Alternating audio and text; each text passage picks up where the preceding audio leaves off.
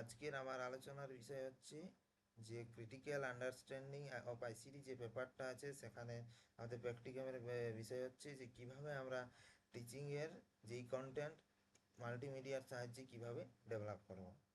তো ঠিক আছে, আমি ক্লাসটা শুরু করছি।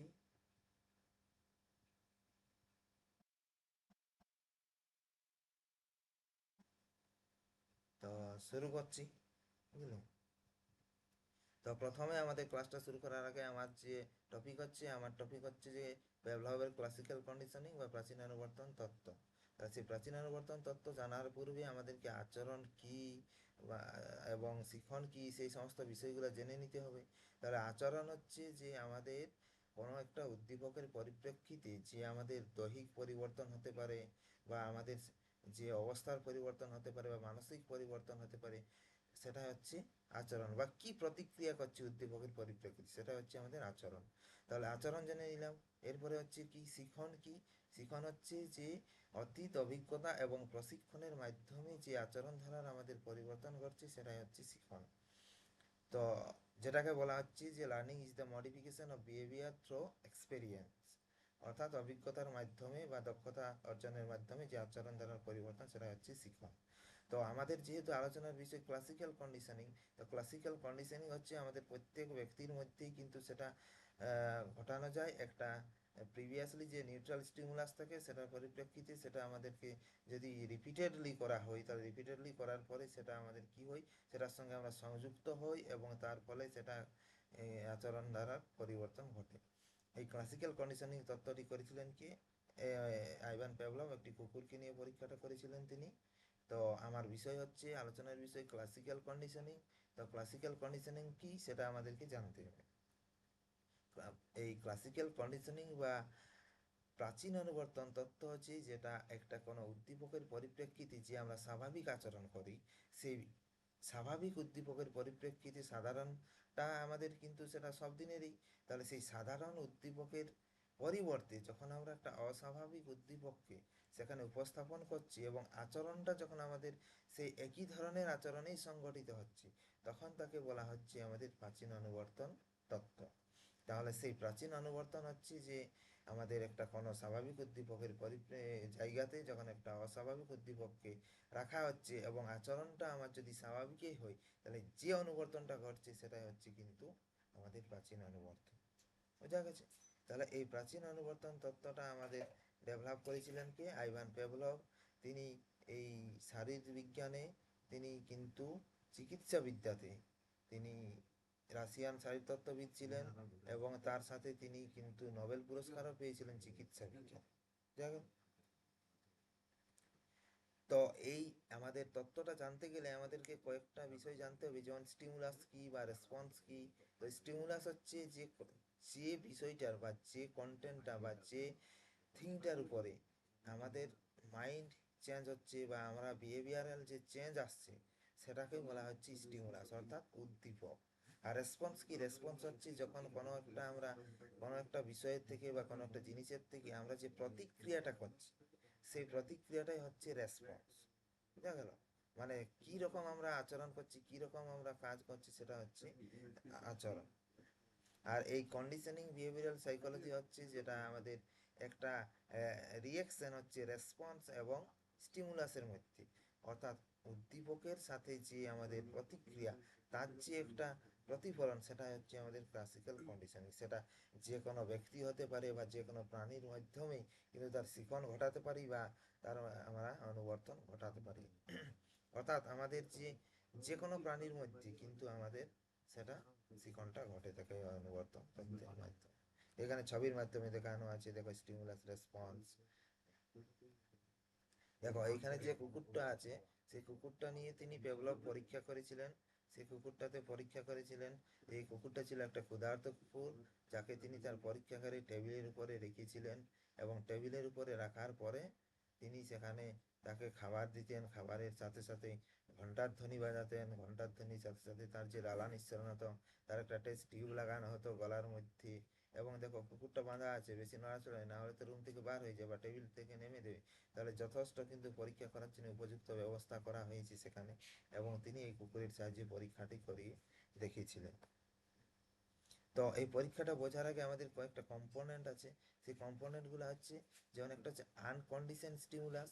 আনকন্ডিশন স্টিমুলাস অর্থাৎ যেটা স্বাভাবিক উদ্দীপক। স্বাভাবিক উদ্দীপক হচ্ছে যেমন খাবার, খাদ্যবস্তু, তার সাথে আনকন্ডিশন রেসপন্স হচ্ছে কি আমাদের লালাক্ষরণ হচ্ছে। হ্যাঁ, খাদ্যবস্তুর সাথে সাথে আমরা সজাগ ভাব হচ্ছি এবং লালাক্ষরণ হচ্ছি। তার সাথে যদি আমি এই আনকন্ডিশন স্টিমুলাসের সাথে যদি আমি একটা নিউট্রাল স্টিমুলাস অর্থাৎ যদি ঘন্টার ধ্বনিকে আমি যোগ করে ফেলি, তাহলে ঘন্টার ধ্বনিকে যোগ করার ফলে সেখানে কি হচ্ছে, সেখানে কিন্তু আমাদের ঘন্টার ধ্বনির জন্য কুকুরটা সজাগ ভাব হচ্ছে। সজাগ ভাব হওয়ার পরে তাকে যদি খাবারটা দেওয়া হচ্ছে, অর্থাৎ দেখো এইখানে আনকন্ডিশন স্টিমুলাসের সাথে নিউট্রাল স্টিমুলাসকে কি করা হচ্ছে, সংযোগ ঘটানো হচ্ছে, তার সাথে যুক্ত করা হচ্ছে। তাহলে তার সাথে যুক্ত করা হলে কি হচ্ছে, যুক্ত করার ফলে সেখানে কিন্তু তার একটা প্রতিক্রিয়া আসছে। ঘন্টার ধ্বনি যখনই বাজছে তখনই সে সজাগ হচ্ছে যে না আমি এরপরে খাবার পাবো, তারপরে সে খাবারটি পাচ্ছে। তারপরে ধীরে ধীরে কি হচ্ছে, সেটা কন্ডিশন হয়ে যাচ্ছে, সেটা কিন্তু অনুবর্তনে পরিণত হয়ে যাচ্ছে। যে দীর্ঘদিন ধরে যদি সেই ঘটনাটা ঘটতে থাকে, ঘটনাটা ঘটার ফলে সেখানে কিন্তু সেটা একটা কন্ডিশনিংয়ে পরিণত হচ্ছে এবং ঘন্টার ধ্বনি যখনই বাজছে তখনই তার আচরণটাও কি হচ্ছে, পরিবর্তনে কন্ডিশনিংয়ে পরিণত হচ্ছে, তার সেই লালাক্ষরণটা হচ্ছে, আমি খাবার পাবো। তাহলে যে কোনো ব্যক্তিরই সেটা ঘটে।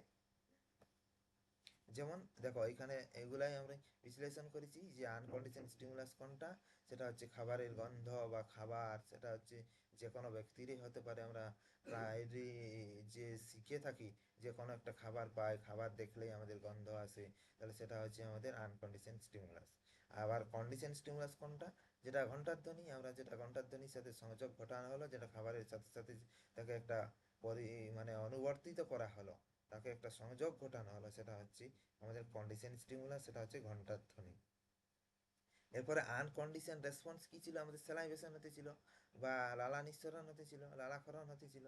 তাহলে সেটা কি হতে ছিল, মানে কোনো কিছু ঘটনা না করেই থিঙ্কিং অ্যাবাউট দ্যাট, যেটা যে আমি খাবার পাবো সেই আশায় আমাদের লালা নিঃসরণ হতেছিল। আর কন্ডিশন রেসপন্স কখন হয়ে যাচ্ছে, যখন ঘন্টার ধ্বনির সাথে যখন তার একটা সংযোগ ঘটে যাচ্ছে, তাহলে সংযোগ ঘটার ফলে সেখানে তার স্যালাইভেশনটা হচ্ছে রেসপন্স।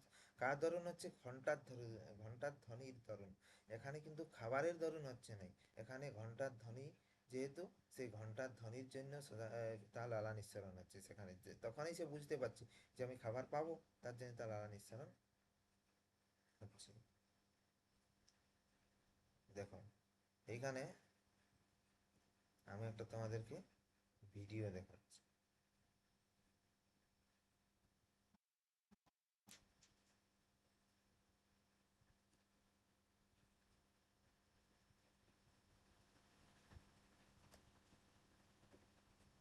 সবাই মনোযোগ সহকারে দেখবে ভিডিওটা।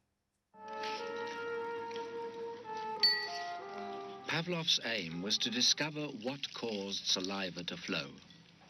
He rerouted the salivary ducts to the outside of his dog's cheek so that he could collect দেখো and এখানে measure the স্যালাইভেশন spittle. হচ্ছে, ঠিকই বললাম। Perhaps he thought the production of saliva might be the result of a fixed nervous reflex, like a knee jerk. দেখো পরীক্ষা করে 5 পরীক্ষা চলছে। минут 42,5 секунды.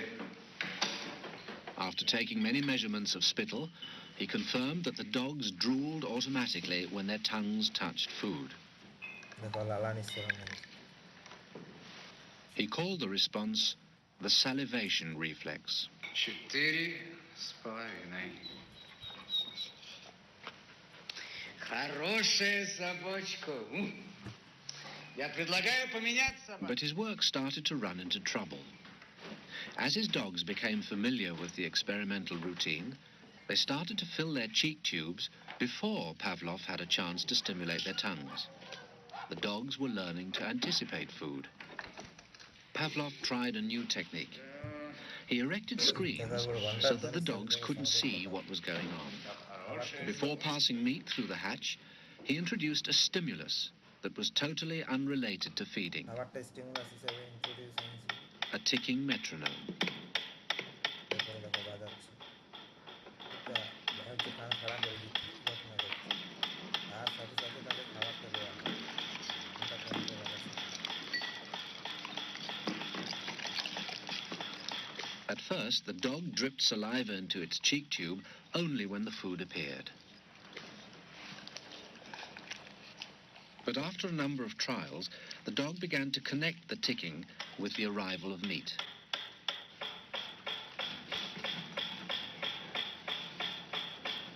Soon, the sound alone made the dog drool.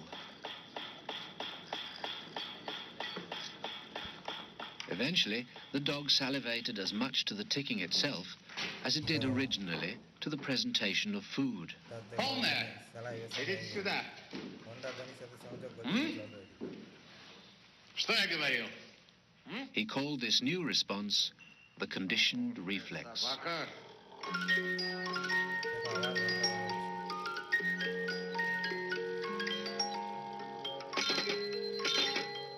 Whatever the stimulus, his dogs could soon be conditioned to produce saliva.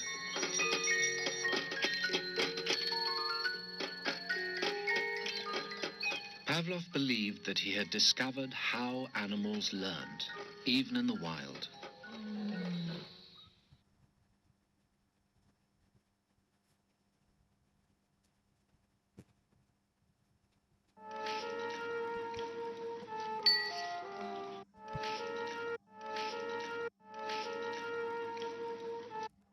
তাহলে Pavlov এখানে কি দেখালেন এই পরীক্ষার মাধ্যমে, যে যে কোনো প্রাণী কিভাবে শিখতে পারে সেটা তিনি দেখালেন। তাহলে আমরা এরপরে তার এক্সপেরিমেন্টটা একটু দেখে নেব, যে কন্ডিশনিং এর পূর্বে বা অনুবর্তনের পূর্বে কি ছিল।